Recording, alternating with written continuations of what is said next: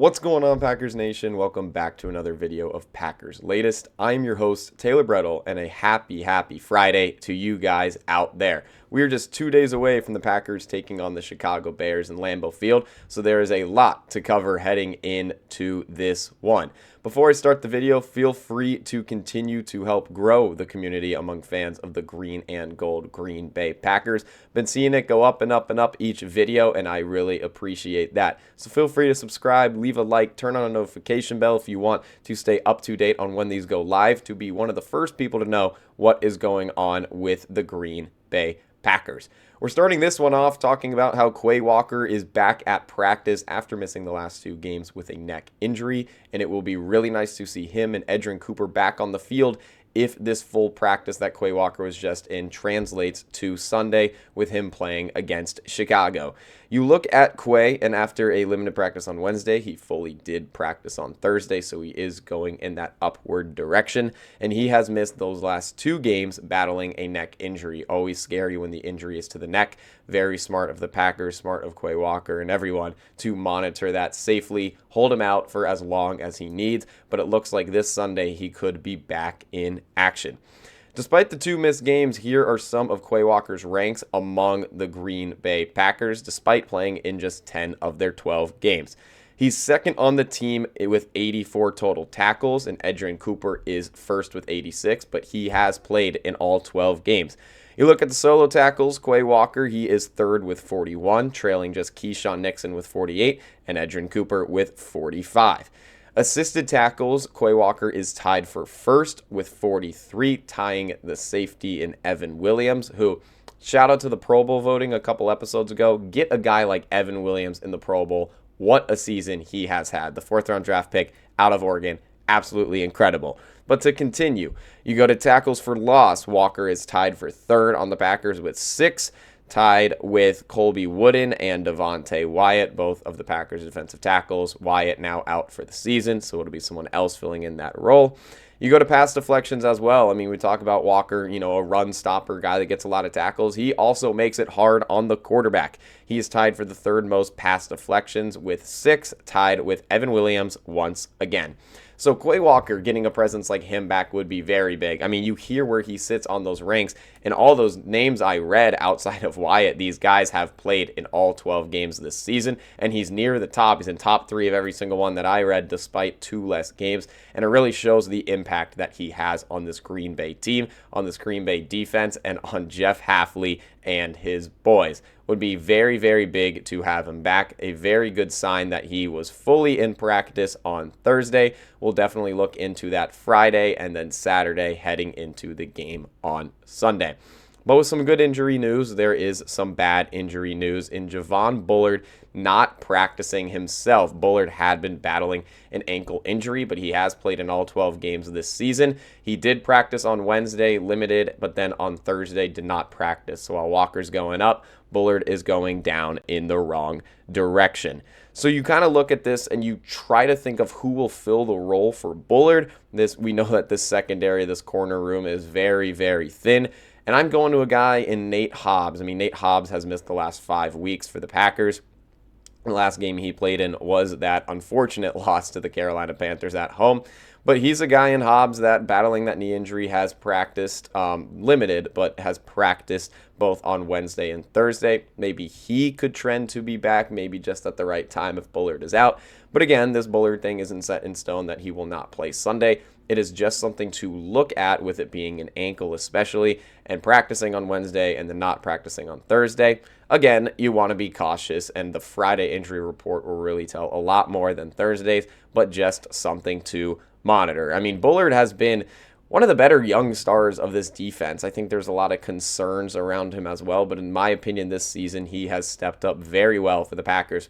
And with this run game, I mean, I know Bullard plays nickel, he plays in that slot, which I believe, like I said, Nate Hobbs, maybe Keyshawn Nixon moves to cover the slot. Nonetheless, you think about him in the passing game, but stopping the run, you need everyone healthy all the way down to Javon Bullard. So he would be a huge loss. Anyone out on this defense obviously would be a huge loss, but there are multiple factors to this. But hoping for more positive news as the week continues.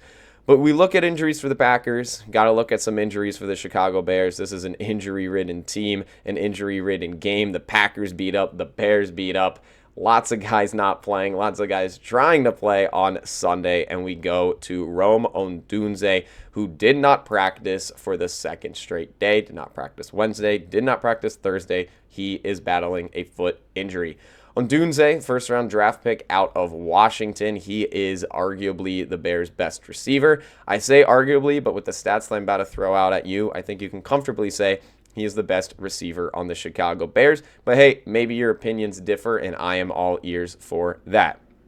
You look among Chicago receivers. This is what Odunze leads them in.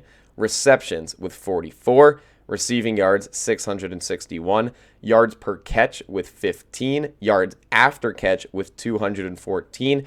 And he has the most 20-plus yard plays among receivers with 13. The next closest, nearly half of that, DJ Moore with just 7.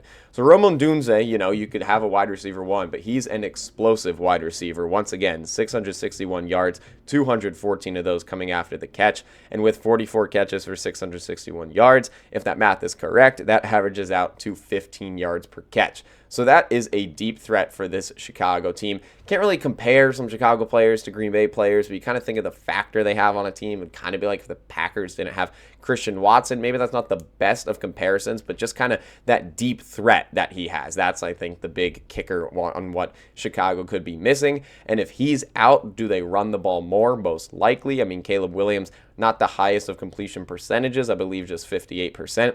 And if you're missing your wide receiver 1, that number could dip lower, especially with how cold this game is supposed to be. Could be a run-heavy game. There is a lot to look into on that. But Odunze would be a big blow for Chicago. But this receiving core, it is rather young, but they also have some vets in there like DJ Moore. But you even go to the tight ends, and Cole Loveland, he's starting to shine through just a little bit. So Chicago has pieces, even if they miss their wide receiver 1. You can't be the Packers and kind of sit back saying, oh, he's out, this defense is going to be comfortable, have an easier day. No.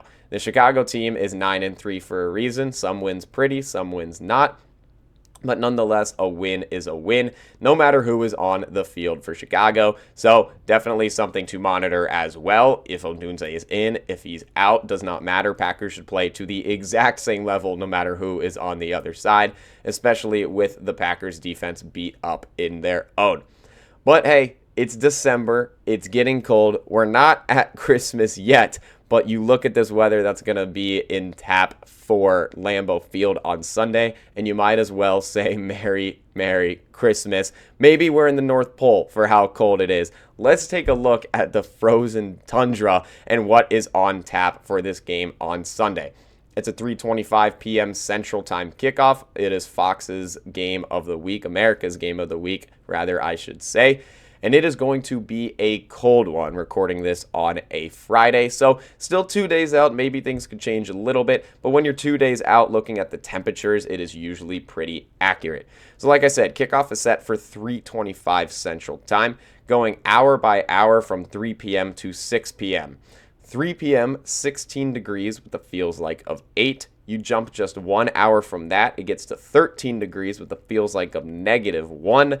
Jump an hour from that, 12 degrees with the feels like of -4, and then 6 p.m., 10 degrees, and it holds at that feels like of -4. That is going to be a cold, cold game, and I think this is something to note. Not going to be too windy. Obviously, the feels like shows the wind that'll be there, but it's not supposed to be insane wind. There's going to be wind when it's cold in Green Bay. That's what happens, but no big gusts, anything like that listed, so I still feel like the football being thrown will be very present on both sides, but you really look at Chicago, if they're missing Odunze and they struggle throwing the football a little bit with Caleb Williams, like I said, I believe it's just 58% completion, and they are so successful on the ground, the second most yards per game on the ground, trailing just the Buffalo Bills.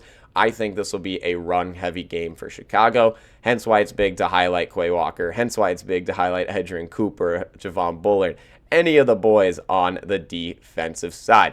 You like to see the healthy pieces and Micah Parsons and Rashawn Gary sticking in there. Those could be big, big run stoppers, or if Caleb Williams drops back, bring that pressure on him. Do not make it easy. It is a home game. It is an important one. It is a division game. You can take over the NFC North. You can take over the number 1 seed in the NFC. I mean, and I saw something on this. If the Bears lose this game, they can go from 1 all the way down to 7. This just shows how crazy the NFC is. You could literally be the top team in the NFC, take one loss like this, and drop all the way down to the last seed in the playoffs.